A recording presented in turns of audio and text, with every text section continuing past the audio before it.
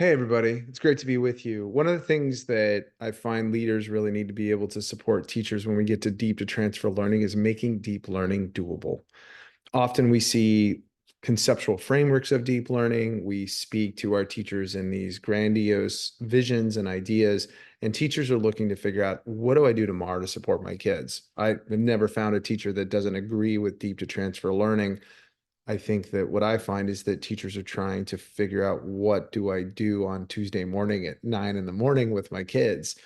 Teachers are pragmatic people. So I think one of the big things we can do is, how do you make deep learning doable? And I think there's a couple of small things that you can do almost immediately. I think the first thing that we can do is to look at classroom discussion and say, what could a classroom discussion look like in a 60-second section, just a little burst that would be at that deep level. And to me, it's this three interval activity where students compare two ideas. So they might compare cubes and squares. They might compare it again and add some academic language. So they might add in dimensions. And then they could use some of the great work around conjunctions or subordinating conjunctions. So they use because and but and so. So you can imagine two students saying, cubes are like squares because they're both shapes. But then the second conversation is, well, they're both shapes with dimensions. And then we say, well, let's add in those conjunctions. Well, they're both shapes with dimensions. So cubes are like squares because if I look at one face of a cube, I have a square.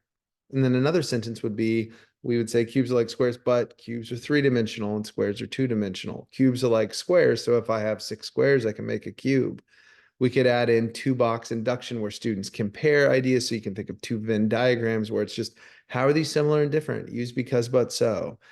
Using Frere models where students are just using questions across what questions and how questions would be more at surface, and then why, and then moving into should and to what extent, and just having some of these prompts that can be small and doable that teachers can just start to build into their repertoire, into their own habits, and then students start to engage in it.